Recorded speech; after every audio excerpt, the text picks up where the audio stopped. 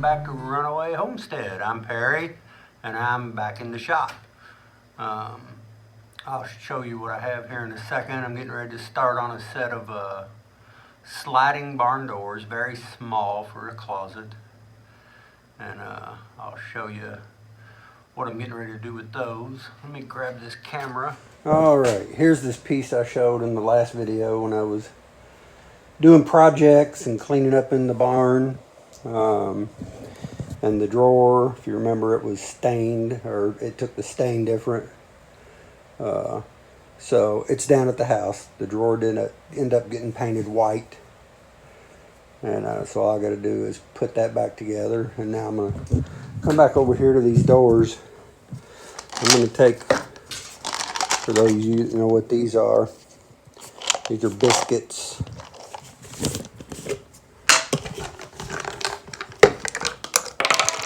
And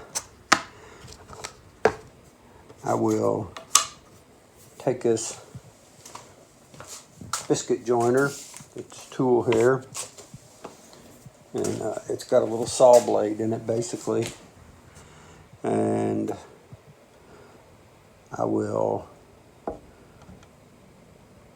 use it where I'm marked here at 8 inches, halfway up the boards, and then again at 8 inches from this other end. It doesn't need a whole lot, just help it stay straight and while it glues, and it'll have some trim on it as well to help it.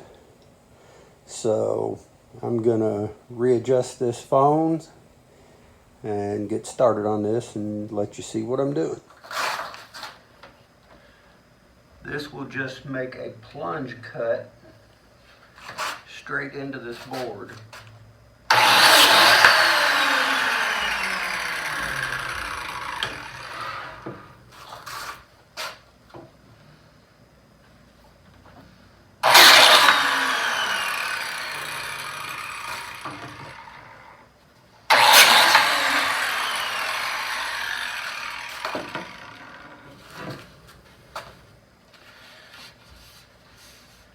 And you can see that little cut that it makes in it. Looks like I need to adjust the depth the next time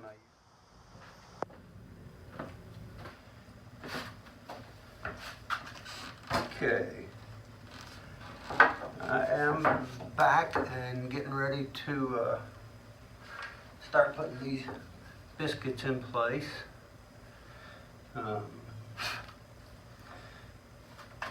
One of our viewers asked if we would show a little more detail as to how we do stuff, and just the crafts and the building and the canning and the whole thing of homesteading, but she specifically asked about the crafts and stuff. So I'm going to tell you as best I can what I'm doing. When Kim and I first got married, I guess I didn't have a lot of self-confidence in doing task or taking on task, and Kim always told me that I can do anything. She said she knew I was gonna build us a house someday, which I've not really done that. I started on one down around Lake Cumberland that we ended up selling, and if you've seen any of the Crooked Creek video, you'll see the little cabin we built there. Let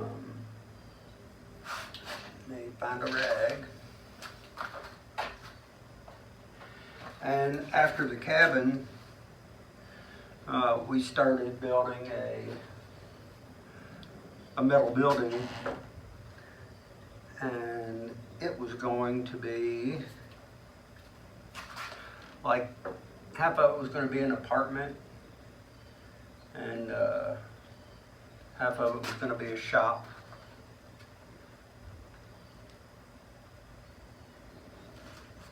And we ended up selling that. People couldn't believe that after the work we put into Crooked Creek that we would sell it. And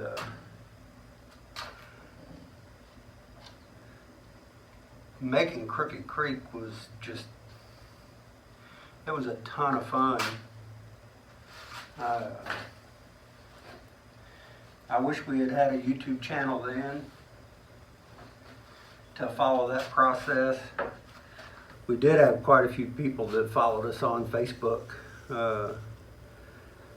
and we were called Crooked Creek Rednecks, given to us by my brother naming us that. But a lot of people like to come there and camp, and people would bring us stuff and give us stuff. I'd get home from work and I'd find a cooktop kerosene stove.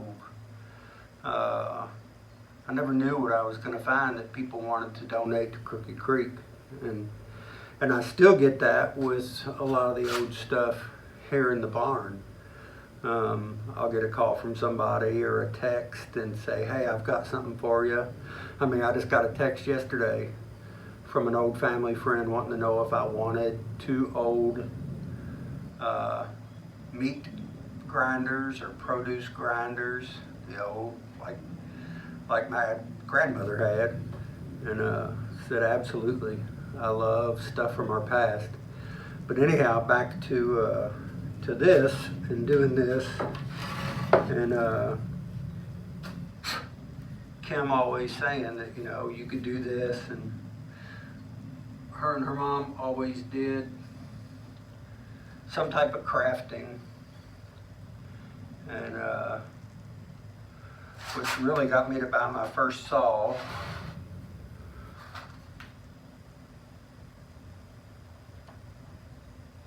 They just made a lot of little country crafts and stuff.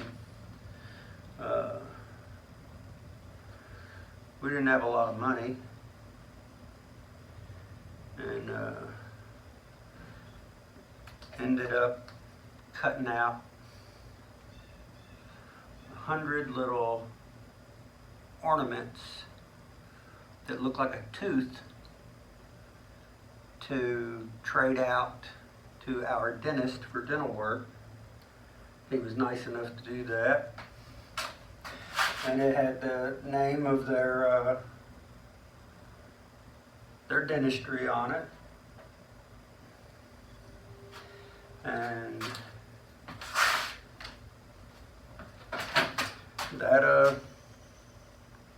was very helpful for us to be able to do that. And later in years, I'm talking, forgetting what I've done. I was interested in plumbing, and my wife's dad and a friend wanted to pay for me to go just, not really plumbing school, but it was just like an adult education thing that was offered. They had used my garage and stuff, building on a race car, and they just wanted to pay for me to go to that plumbing class that I wanted to take. And during that class, the instructor, we had to make a rectangular piece that had a threaded nipple on the end of it, and then he would hook it up and pressure test it. And he said, don't be afraid for it not to work, because that's why we were there. Like I say, I was always my own worst enemy on thinking I could or could not achieve something.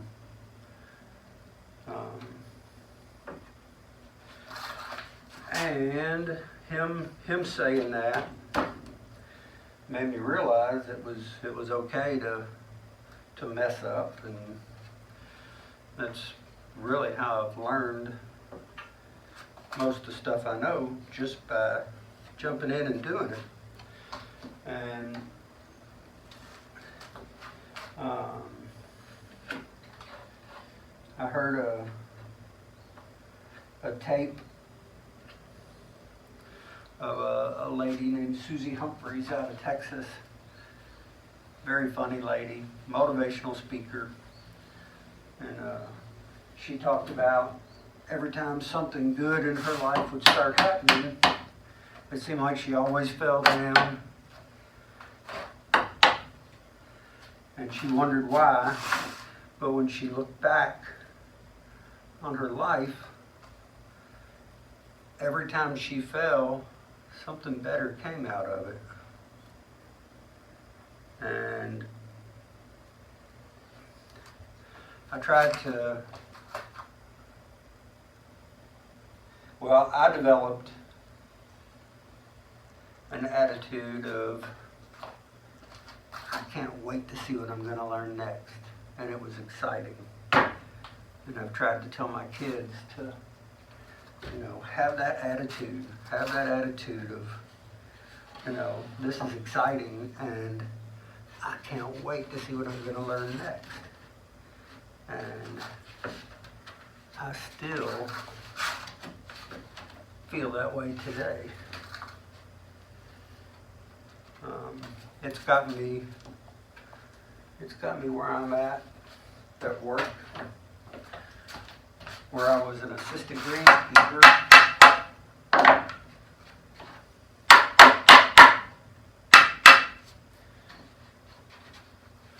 And the owners of the golf course had a lot of new plans, and they wanted me to oversee the projects that they had planned. And so that's what I do now. And I build bridges, I built shelter houses,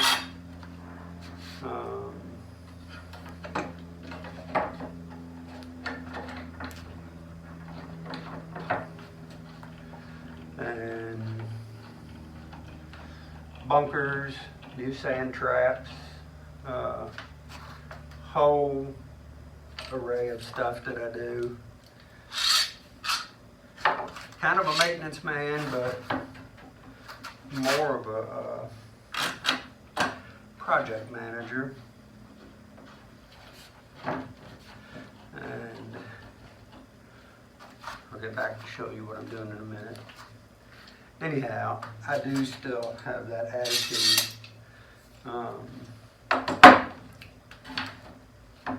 And sometimes people say, is there anything you can't do? And I say, yeah, there's a whole lot I can't do, but I haven't seen it done either. So anymore, I'm not afraid to tackle the task at hand. And especially if you can teach your kids to look at life with an excitement of, I can't wait to see what I'm going to learn next. It might be helpful. Anyhow, okay. So much for that. But that is what got me here, and a big part of that was Kim just always telling me that I could do stuff. And just, like I say, that plumbing instructor explaining, you're not supposed to know how to do this, so don't be afraid to have a leak in your pipe or something. And mine didn't, mine passed.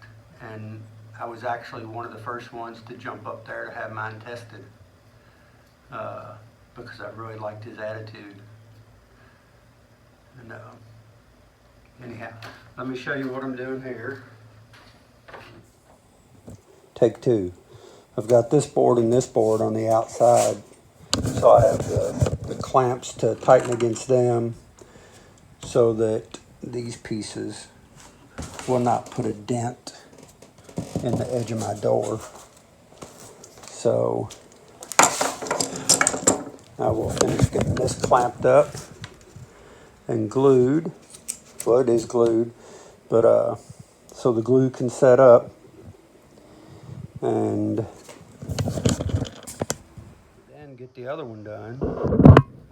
And I'll let them dry overnight and get back at this tomorrow and trim the thing out, get the hardware. I don't know if she's going to stain these or paint them, but once I finish these up and finish up the videos, I will get it together and share it with you guys. So thanks for always hanging out with me in the barn. Like I say, this is part of our homesteading. Being self-sufficient, being able to do things and take care of things. So I'm gonna jump off here and tighten these clamps, and I will see you probably tomorrow. Thanks for hanging around. Bye.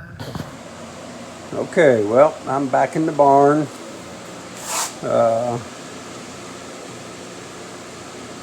Got this door all ready to go, clamps off a bit. Got this other one glued up, and the trim's just going to be very simple on them. And then I'll be ready to add these rollers to the top, which will carry the door like a barn door. And time to get to work. Okay, well, got all my clamps off. Getting ready to put some trim on using this polyurethane type glue. Once you open this, it has a shelf life of about 5 months.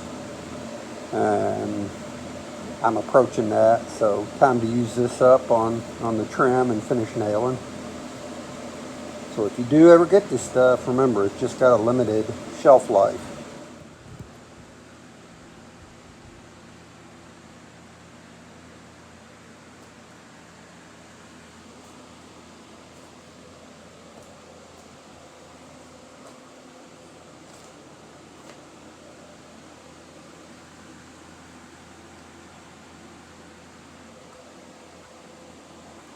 It is hot.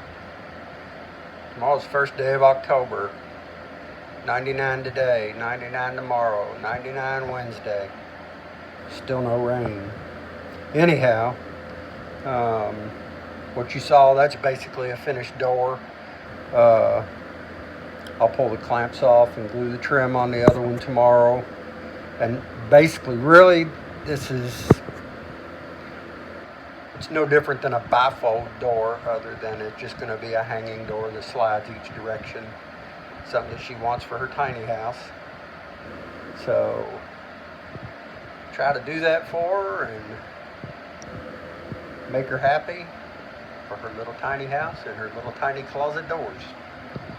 So that's about all there is to them. Like I say, very simple project. Now Kim told me that she would be painting these, so I hope she does, because I just actually used some extra wood that I had. I actually got it from an estate sale where I'm helping a guy set up to run it, and there was just a lot of scrap lumber around, and he told me to take it, so I won't ever turn that down. So anyhow, like I say, the other one's going to be the same thing, so no need to go over it all again. Just a short video of one of my projects, and I will have another one for you soon, I promise. And Kim and I have another idea in the works for something we're going to do that has to do with this blue-green algae and keeping our animals safe from that water. If you do get that on your water. So I'll try to give you some information on that. and show you what we're going to do to help fight it. So I will see you soon. Thank you. Have a blessed day. Appreciate you being here at Runaway Homestead. Subscribe, like, share, ring the bell. We need all the help we can get. We would like to see, if we could, 1,000 subscribers by the end of the year. But whatever we have, that's fine. All right. Thank you. I will see you later.